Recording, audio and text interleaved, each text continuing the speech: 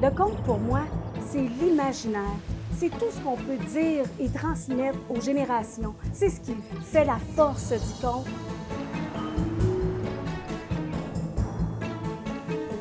C'est vraiment une façon de partager le savoir pour le bien de la société. Avez-vous des contrats bientôt au niveau du compte? Bonne question. Moi, je n'ai 4 pour T'en as Pâques. 4? Ah oui, Ouais. chanceux. Toi, Wamed, as-tu quelque chose? Moi, j'en ai fait un dimanche. Sinon, j'ai plus un atelier d'écriture sur le compte. Je m'appelle Wamed Ben Younes. Je viens d'Armand et je suis conteur. Je m'appelle Pierre Bernier, je viens de Saint-Cyril de l'Essard et je suis poète-conteur. Je m'appelle Marie-Claude Ouellet, je viens de Saint-Jean-Port-Joli et je suis auteure jeunesse et conteuse. Mon nom est Martin Savoie, je suis conteur-conférencier de Sainte-Marie-en-Beauce. Mon nom est Jeanne Bizier, je demeure à Saint-Georges-de-Beauce et je suis une conteuse.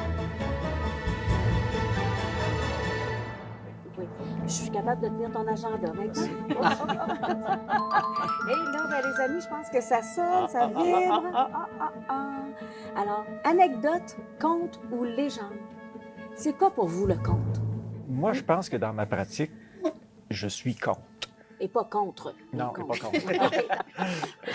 Quoique, je pense que bientôt, je vais me lancer dans l'anecdote. Je vais vous raconter l'histoire d'un vieux garçon et d'une vieille fille qui n'étaient pas capables de se voir la face, mais qui, ensemble, ont réussi à accrocher un sourire à leur coin de pays. Mais si on regarde qu'est-ce que c'est le conte, traditionnellement, les contes qui sont parvenus jusqu'à nous, qui sont transmis de bouche à oreille, c'est des récits fictifs, fantastiques, qui se passent dans un temps non défini, dans un lieu non défini non plus. Mais aujourd'hui, la pratique du conteur englobe beaucoup plus grand. Puis les conteurs se donnent des libertés pour jouer avec le temps, définir ça dans des temps qu'on connaît, puis dans des lieux qu'on connaît aussi. Le conte prend comme un nouveau visage. Comment on pourrait le définir? Mais on n'est pas obligé de le définir. Hein, le conte, c'est large parce que c'est à chacun. Ouais, c'est ça. Puis le conte, la légende, l'anecdote, moi, je n'y vais pas dans l'anecdote. C'est même pas quelque chose que je connais. Mais quand on parle de conte, quand on parle de légende, puis tu sais, on pourrait avoir chacun notre définition de conte. Pour moi, il me semble qu'un conte, ça commence par Tijan, où il était une fois, ou... Puis pour moi, ça, c'est un conte. Je me suis laissé guider par l'odeur de ton sirop. C'est pas avec de l'eau bénite qu'on fait du bon sirop de même, hein, Isidore? Je vous connais pas, vous. Puis, je suis assez surpris de savoir que vous connaissez mon nom. La légende, il me semble qu'il faut qu'il y ait le diable là-dedans.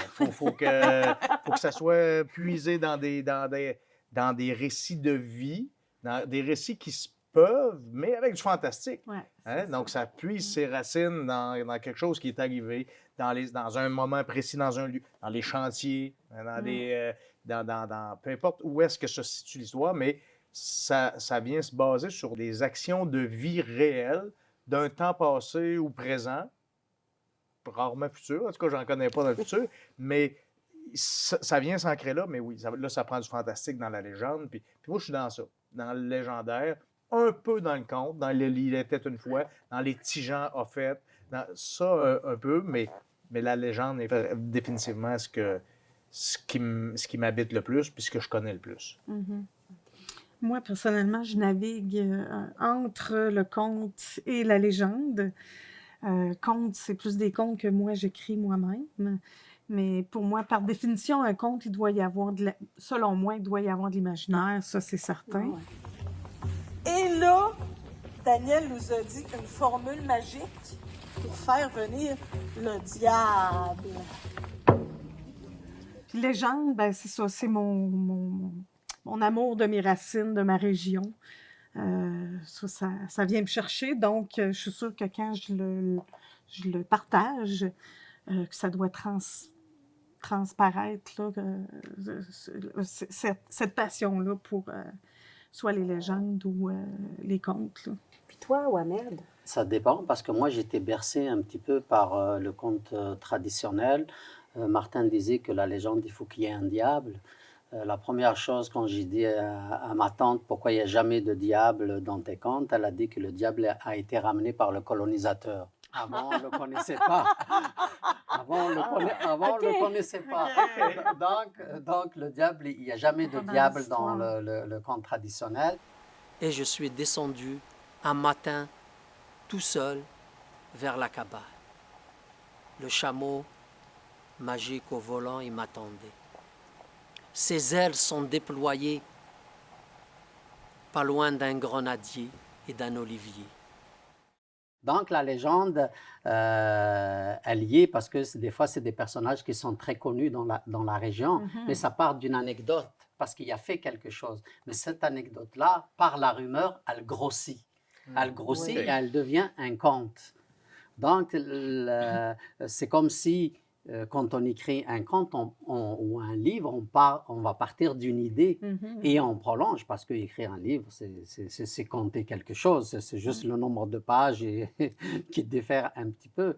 Donc, je pense qu'on peut rassembler là-dedans, et puis, en rassemblant les choses, ça nous donne une liberté énorme de mixer, de couper, de faire tout ce qu'on veut, là. C'est le plaisir du conteur aussi. C'est le plaisir du conteur d'aller aussi, explorer parce que différents c'est lieux. ça, et puis aussi, ben, on a du plaisir à le faire parce que quand on est sur scène, on est libre de dire ce qu'on veut, on est libre de se tromper, on est libre de rajouter, on est libre de modifier. Donc, c'est cette liberté-là qui fait que le conte peut venir de n'importe quel coin, et puis de n'importe quel mot, de n'importe quelle parole. Ce que j'aime bien, moi, du conte, c'est qu'on n'y met pas de barrière. Contrairement à bien d'autres choses ou disciplines, c'est un art de la parole et on peut y ajouter beaucoup de choses, que ce soit des faits historiques ou des choses très urbaines ou actuelles. On peut le faire avec des enfants ou des adultes. Puis c'est ce côté-là très large de la discipline que j'aime beaucoup. Je pensais devenir folle. Il a fait chaud, même avec un mojito. On peut se le dire sans hésiter. Il a fait chaud cet été. Pour se rafraîchir, le mieux c'est de partir en moto ou en vélo. Ça nous permet d'y mettre notre couleur, n'importe quelle couleur, en fin de compte, aussi, là-dedans. On se donne le droit d'exagérer. Comme Oui. on veut. Puis, si dans les festivals de contes, les compétitions de menteurs et de menteuses sont tellement populaires, c'est parce que les conteurs sont habitués de mentir ou d'inventer. C'est-à-dire que le conte est un peu comme un cheval de Troie. Il y a un mensonge, mais le conteur se donne le droit de cacher des vérités à l'intérieur.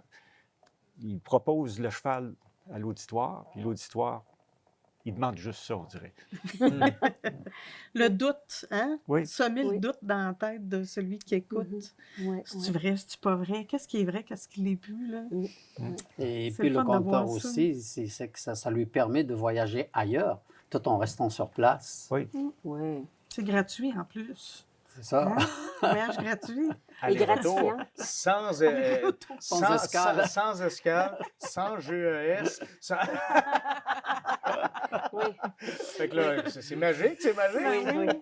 Oui, oui. Mais c'est toi qui disais, l'anecdote serait un peu le début d'une légende. Oui. Je n'avais jamais je trouve réalisé ça ça. intéressant, puis moi ça fait sens, hein, parce que la légende vient toujours puiser dans le réel, Donc, Dans le réel, mais mais d'un devient un fait particulier. d'un fait particulier, Oui. puis qui est exagéré, qui est amplifié, puis Ouais. qui est bonifié par du mystique, puis par Oui. un peu de diablotin, puis un peu de... Puis souvent, les sujets tournent beaucoup autour de la religion, les femmes, les hommes, les fêtes, l'alcool, puis ça, on fait le tour de ça, puis donc c'est l'humain, hein, qui est décrit. C'est toutes les C'est sortes de personnages aussi qu'on a autour de nous. On puise beaucoup dans les travers des gens qui sont C'est autour de nous, hein? J'ai pas de travers. Non, Vous êtes ok, pas t'es obligé. On ne correct. fera pas une légende sur... on fera pas une- C'est pas un sujet à compte. Mais Pierre va prendre des histoires pour nous en faire plus tard. Toi, t'as pas le goût de nous montrer c'est quoi un conte, une légende ou Hey, moi, là, j'ai l'intention, je vais vous montrer d'autres choses. d'autres choses? Pas un conte, pas une légende. Moi, je vais aller dans une petite historiette, tout court, mais où je joue beaucoup avec les mots. Alors, soyez bien attentifs à tous les mots, parce que quand on se met à partir avec le navet, on va loin. Le OK. navet. C'est toi qui l'as composé. Oui, monsieur. Bon, ben, par contre, ça ne sera pas un navet. C'est un bon plat.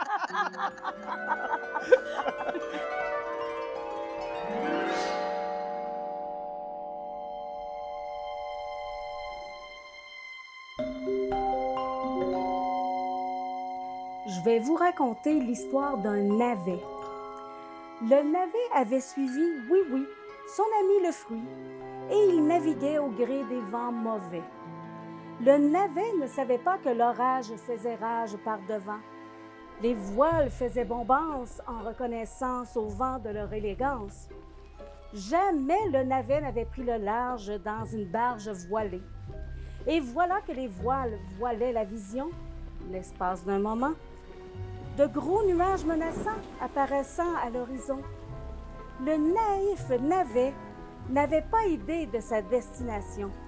À sa décharge, le navet n'en menait pas large lorsque le vent prit en charge la barge, et lorsque les voiles en avaient assez de se faire violence, elles déchirèrent et voilèrent l'air durant l'arrogance du vent.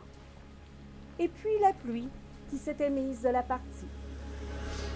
Lorsque le fait de la tempête fut passé, et que la berge, large de 100 verges, a remplacé la barge, le navet se retrouva ballant avec un balai bien laid, des vestiges de voiles violées, ainsi que des cordages cordés qui lui rappelaient la barge sur laquelle il s'était retrouvé.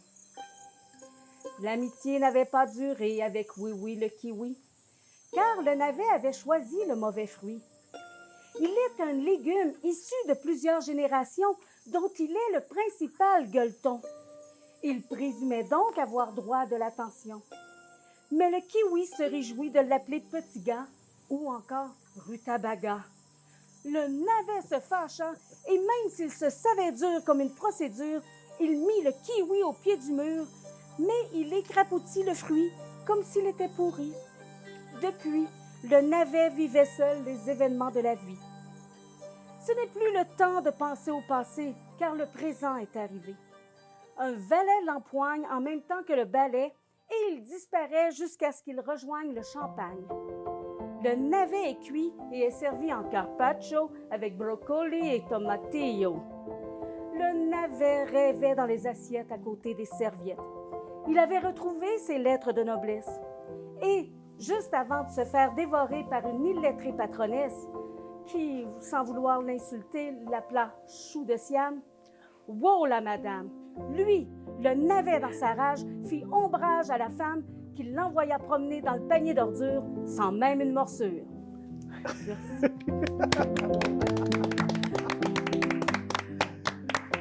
Wow! Hein? Comment rendre le navet si noble? C'est très bon. Exactement. Plus dans la création que ça, là. Non. Beaucoup de jeux de mots. Oui, c'est ça. Hein? Beaucoup de jeux de mots, puis beaucoup de demandes d'articulation là, dans la présentation. Là. La plupart de mes textes sont toujours comme ça, avec beaucoup d'articulation, puis ça demande beaucoup à travailler, justement la gorge, la prononciation, parce que c'est ça, mais j'adore jouer avec les mots, alors vous avez parfait bravo.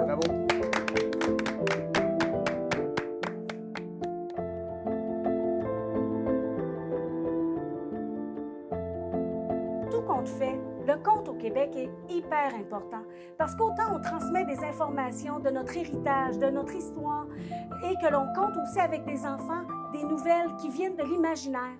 Le conte est important pour poursuivre les traditions, pour continuer à vivre dans le cœur de tout le monde.